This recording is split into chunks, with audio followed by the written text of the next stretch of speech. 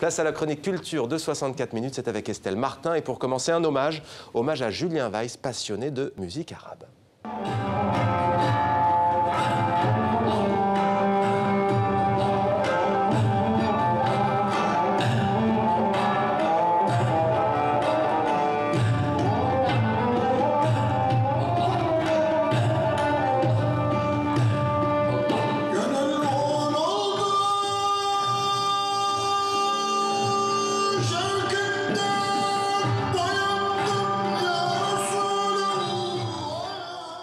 Bonsoir Estelle. Bonsoir Mohamed, ravi de vous retrouver. Oui, ravi de vous retrouver. Tiens, on recommence avec cet hommage donc, à Julien Weiss, fondateur de l'ensemble Al-Kindi.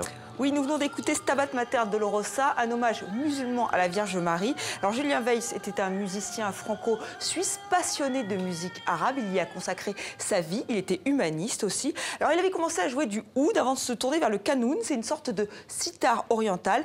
Et tout au long de sa carrière, il s'est entouré des meilleurs musiciens de Syrie, de Tunisie ou d'Irak pour fonder son ensemble Al-Kindi.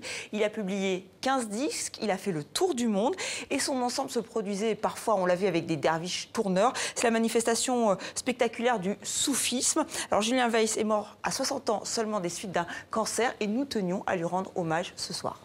Autre musicien passionné, Estelle, Jean-Guyen Queyras, violoncelliste, nous propose l'intégrale des sonates de Beethoven.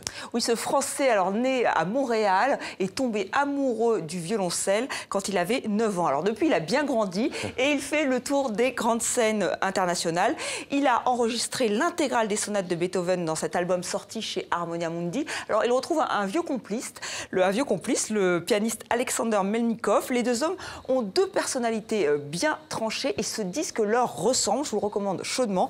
Beethoven tient une place centrale dans la vie de Jean-Guyen Queyras. Il nous l'a expliqué lors d'un passage à Paris. Il nous a même accordé un concert très privé, court mais privé, dans une salle mythique parisienne, la salle Gaveau.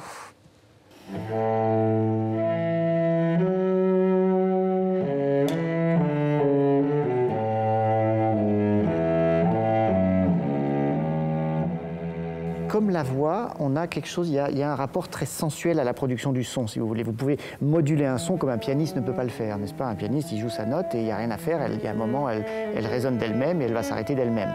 Nous, on a tout au long de la production de la note, on a la possibilité de la modifier, de la colorer, de faire glisser l'archet sur la corde, de vibrer avec la main gauche d'une manière qui va aussi influencer tout le caractère de l'interprétation. Donc c'est vraiment, j'ai envie de dire, oui, très proche de ce que les chanteurs font avec leur voix.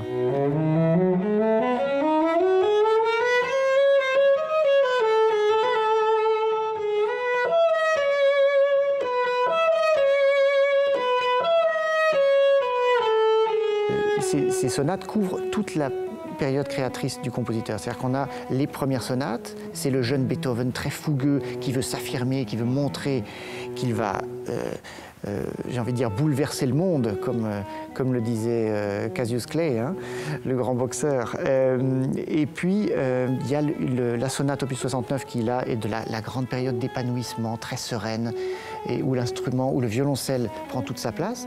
Et puis, il y a les sonates tardives, où là, Beethoven n'entend plus, il est complètement autarcique, j'ai envie de dire, dans son univers sonore. Donc ce sont des œuvres très particulières, mais du coup immensément métaphysiques.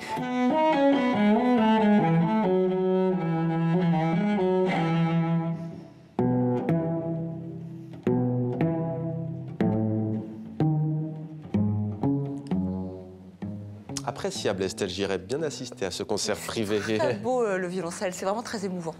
C'est l'événement littéraire, Estelle, Oui, de la rentrée. De cette rentrée? Oui, alors j'aurais pu vous parler de Michel Houellebecq, hein, son dernier livre Soumission sort ce mercredi. Alors il y a le sujet qui fait polémique, le livre a été piraté, ce qui est vraiment une première. Alors on en parle beaucoup, mais je connais votre côté romantique. Vous êtes très romantique, Mohamed, oui, il faut le savoir. Donc vous avez dévoré les 50 nuances de gris. Et je vous propose After, phénomène littéraire, mais surtout internaute. L'auteur est une jeune américaine de 25 ans. Elle s'appelle Anna Todd et elle s'ennuyait chez elle, la pauvre.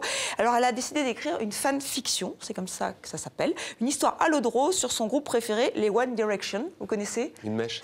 Voilà, c'est ça. Ils ont beaucoup de mèches, ils sont très jeunes et les jeunes filles les adorent, mais pas seulement. Alors c'est une histoire qu'elle a écrite sur son téléphone, 2500 pages quand même. Le livre a été lu plus d'1 milliard de fois sur Internet via Wattpad. Et le premier tome de ce roman vient de sortir en France aux éditions Hugo et compagnie. Avis aux amateurs. Merci Estelle, à demain. À demain.